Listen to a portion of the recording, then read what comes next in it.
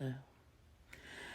Welcome back to my channel. This is Abby with Abby Reviews, and this is going to be my review and recap for Chase in LA, Season 2, Episode 4, Here Come the Foolishness. So, this is the episode where I think things take a left turn. I'm going to go grab my petty mic because I feel like that is required for this, and we're going to jump into the episode. Let's get into it. Now, maybe I'm crazy. Y'all bear with me, but look at this. Now, I know I'm not crazy, but let me see if I can zoom in. There we go. Why does this baby foot look like pointed that way? Like at a 90-degree angle? What is happening here?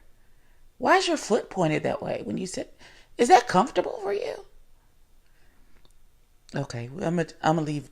This is petty, but it's now petty. Okay, so first of all, this fast forwarding and rewinding to get context before all the shit jumps up. Brilliant, Andario. Brilliant editing, sir. Kudos. So we get to the party. We're at the party. This is how the last episode ended, and King Pain has just arrived, and he's like on Periana, the Perrier dot, big dot, all that good stuff, and he's just arrived, and they're hugging and stuff and doing greetings. So we rewind and we go, I guess, I don't know how long ago, to Rich Bomb inviting Poetic over to listen to his music and for them to get a vibe together and all that good stuff, which they do. Right? So Rich Bomb invited Poetic to this we just met each other mixer that Hershey and Jeremy is throwing. And it seems to be a lot of conversation surrounded about King Pain and who's met him and who's friends with him and Blase Bloom, Blue. And Poetic was like, I don't know him. I don't know what's going on. And Rich Bomb is like, okay. Because he's met King Pain because King Pain cut his hair. Now we gonna see what jumps off at this party, because I feel it after they have their little conversation and vibe out and he invites him to the party. We fast forward back to where we started with King Pain at the function. I don't know who the little camera lady is, but she's in the way. But we gonna see what happens. Oh, the anticipation. Let's go. So they're having a little conversation about who's coming and who's not. They said there's one more person left, which is William. And they was like, who is it? My good sis Jayla? And then she was like, no, Jayla's not coming. Now Nicole seems to have an issue with the fact that Jayla's not coming to this party. I don't understand. It has nothing to do with you. So what does it matter if she comes to the party or not? I'm so confused. I'm confusion. What difference does it make if Jayla is there or not to you, though? Like, I don't know how that is going to adjust your presence at the party or you having a good time if Jayla is there or not. What difference does it make? Why are you concerned? That's my question. Why? I'm confused.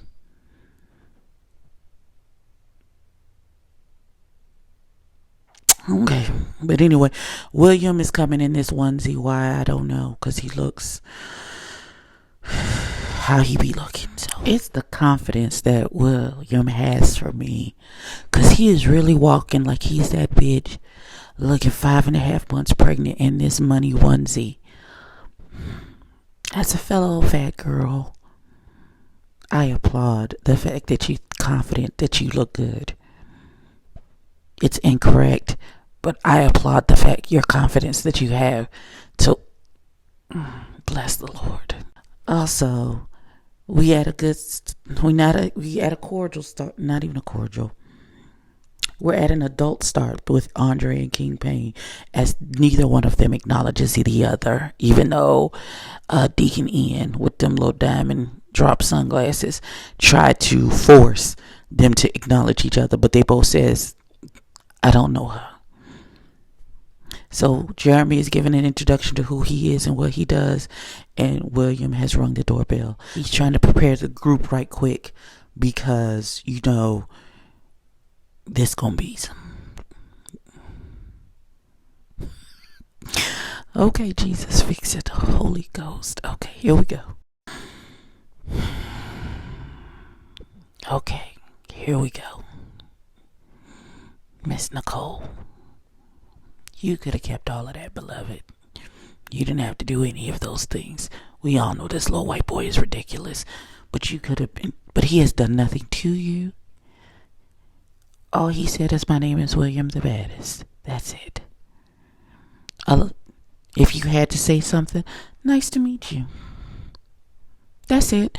You already rude and nasty as soon as the boy walked in the door. Now, I wouldn't have said anything. My face would have said it all for me. But my mouth wouldn't have opened up and said anything. And I would have given the child a chance before I... But you are giving very plastic, mean girl vibes off gate. No, I don't. Why are y'all this rude to people y'all just met? Like, you don't even know this child. And I don't even like William. But I got enough couth and common sense. Upon first meeting someone, give them a minute. Let me see if you sizzle right in my spirit before we give them all of that. Okay, here we go. Okay. Now, see, when I tell you people don't sizzle right in my spirit, it be for a reason. Now, Andre FaceTimes Jayla. He FaceTimed Jayla because she couldn't come to the party. I don't know what the reason was. I'm out of surgery. It's neither here nor there. Whatever the reason, she was not there. So he FaceTimed her. Now, King Payne is talking about, "I can't believe my friend, my queen to my king, is on the phone with the ops." Child, she's allowed to have more than one friend. Get your life together. 2, what is your issue, Nicole? What? You building a house, you making a mountain out of a molehill, beloved. Talk about, oh, she's supposed to have been having surgery, but she looks like she's at the Dollar Tree. What?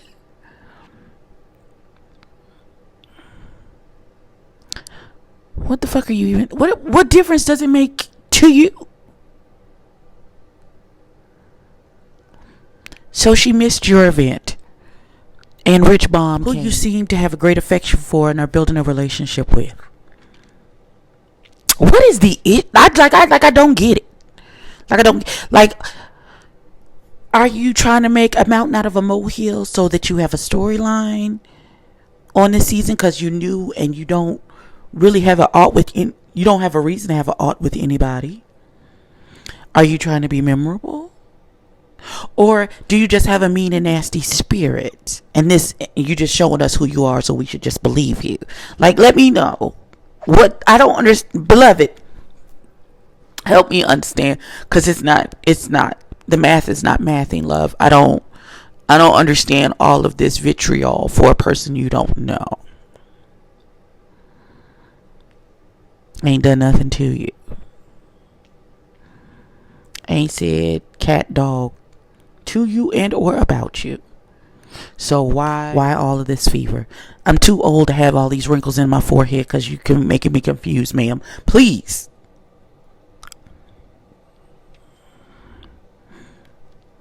Help me understand. What's happening? Why is this happening? Okay, so they doing the questioning game. And the first question, of course, is super messy. Who in the room don't you see it for? Shout out to Chase and Dallas, because I remember when that question went left at a party with them too.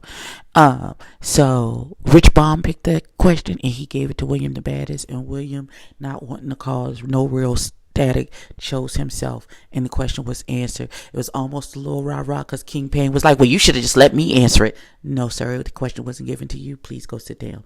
And so Andre is a little tipsy and a little aggravated, so he and Deacon Ian go off into the balcony to have a conversation. Now Jeremy is comes out to have a conversation to calm them down because Andre is starting to get elevated because he's angry.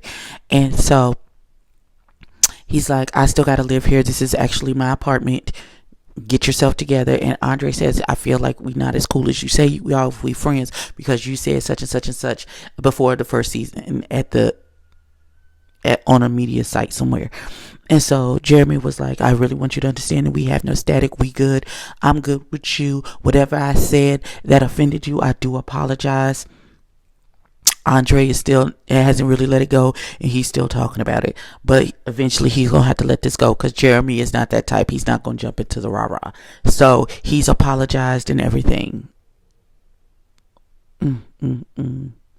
Okay. So we back to them in the room answering questions. I'm just waiting for Hershey to go the fuck off this. God bless Jeremy for being the adult in the room, because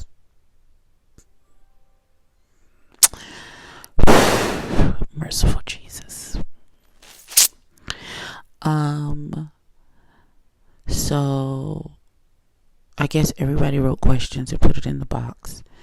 And so Nicole's question was picked about if you were invited to an event and there was a dress code, would you show up not in the dress code? Girl, we get it. What you still holding on to it? I don't understand. Did you want an apology from him? Like, I'm trying to figure out, why are you still holding on to this?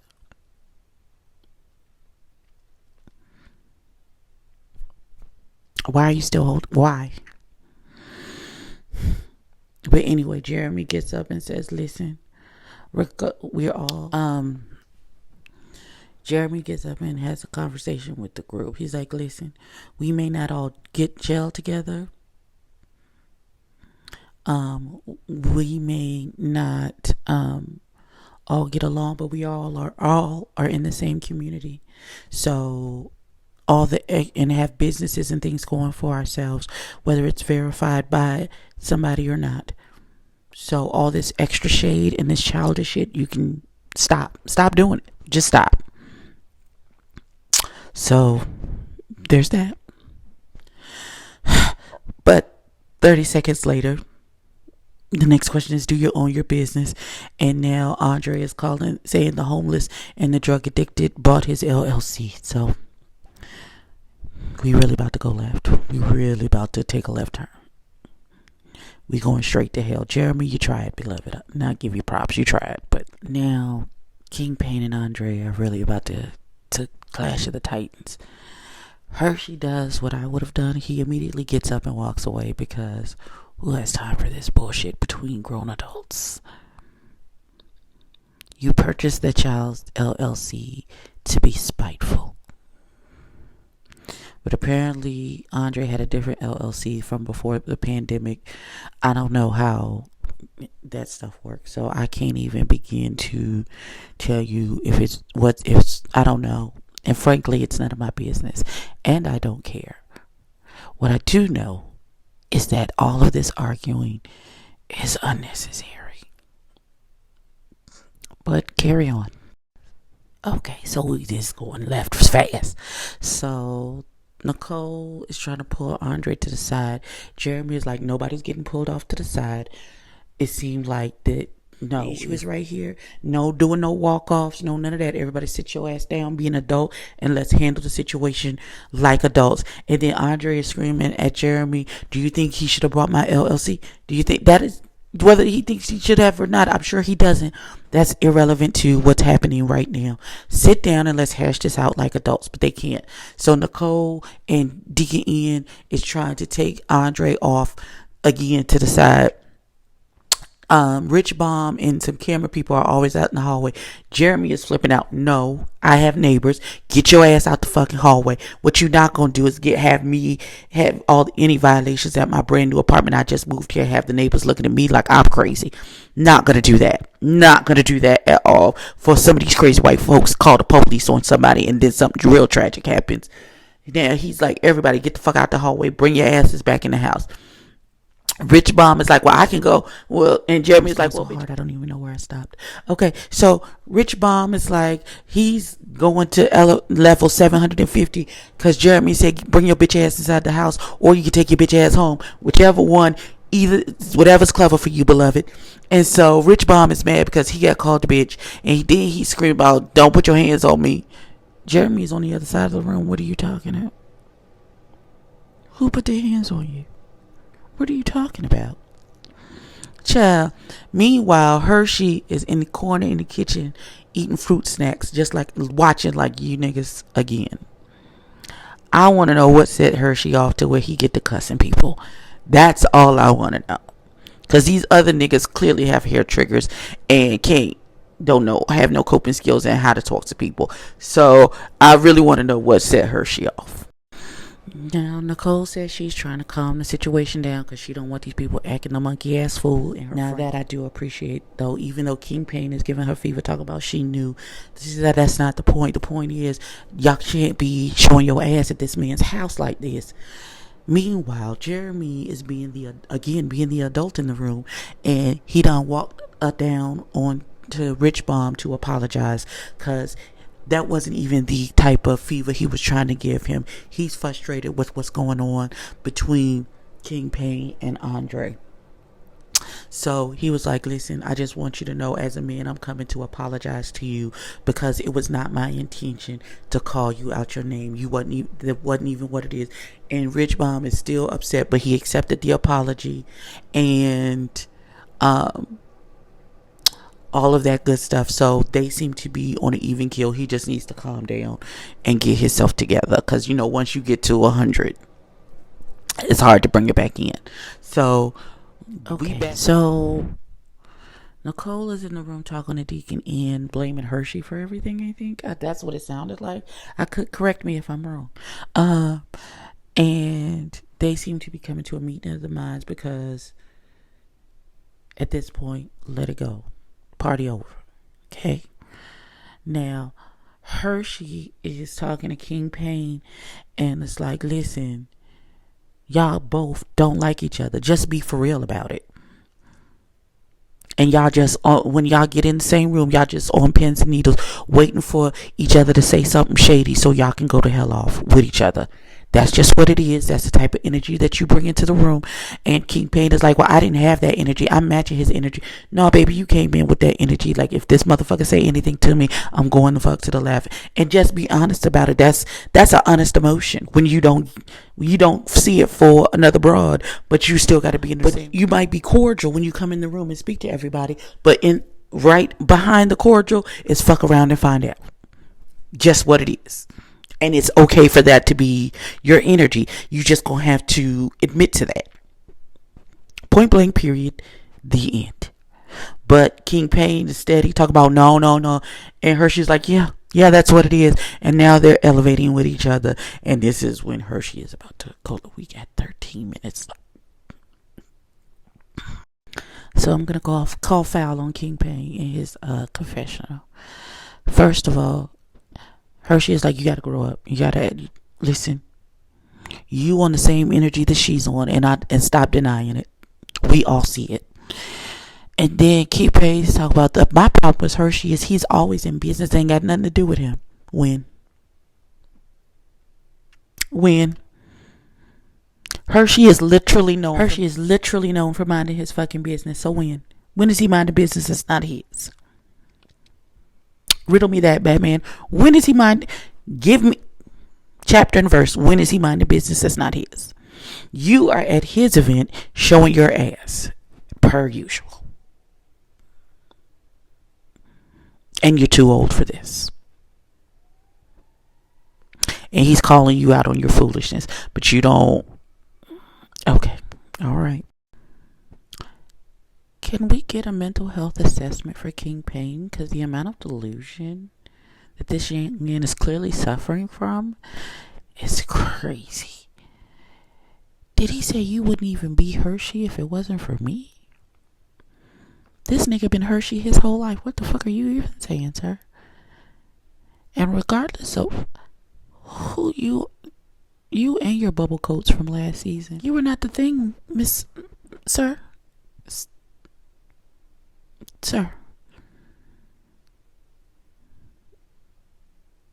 What are you even talking about?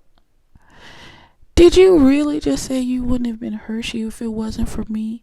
And then you back again to calling him broke and talk about, well, I get money because you ain't got nothing else to say. All of you all are getting money. All of you all have jobs, yes. That's how you pay to not be homeless and have lights and water on in your... Clearly there's money coming from somewhere. So all of you are getting money. That doesn't even make any... Sir? Do we need to do a 5150? Because the math is not... It's not... What's... Steven, what's not clicking? What? Again, the delusion just jumps out at you. Not... He used you for a storyline.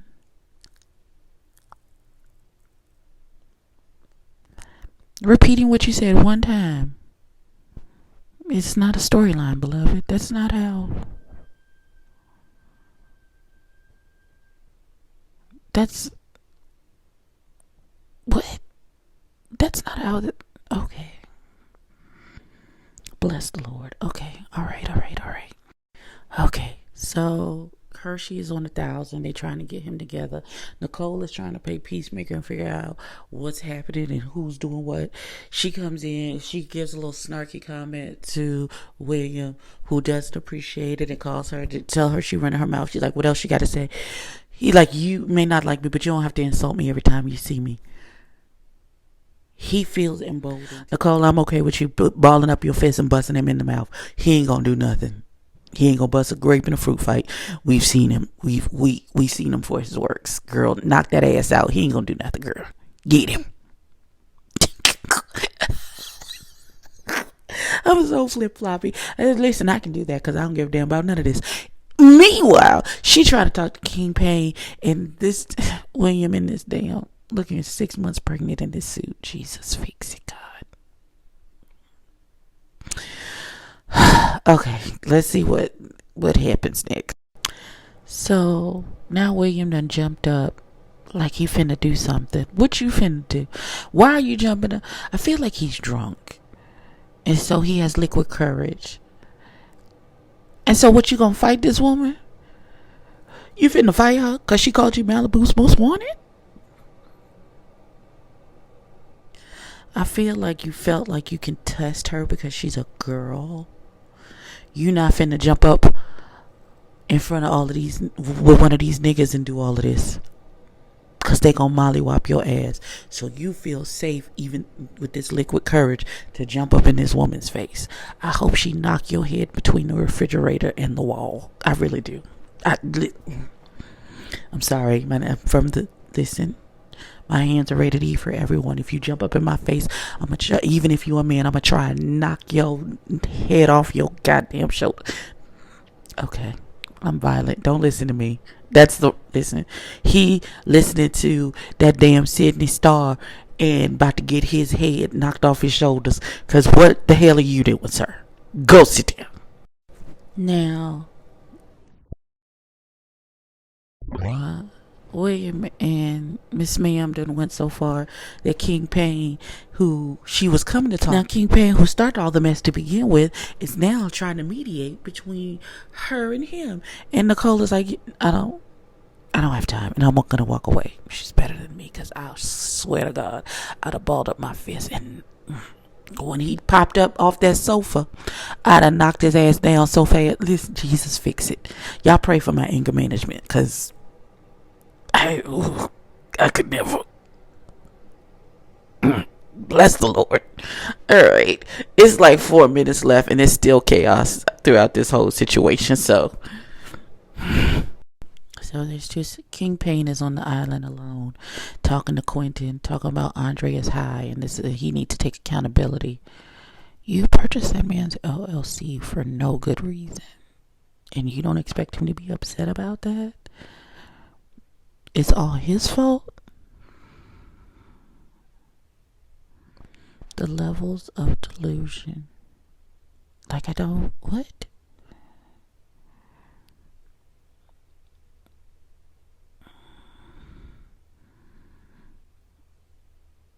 The levels of delusion. somebody needs to talk to him. Do you really believe these things, sir? Or is this all for fun?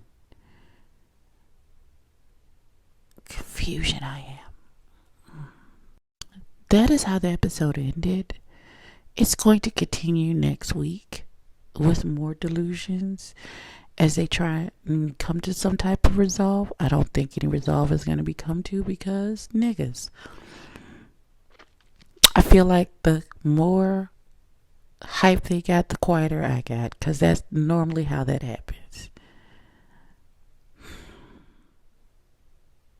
This was a lot.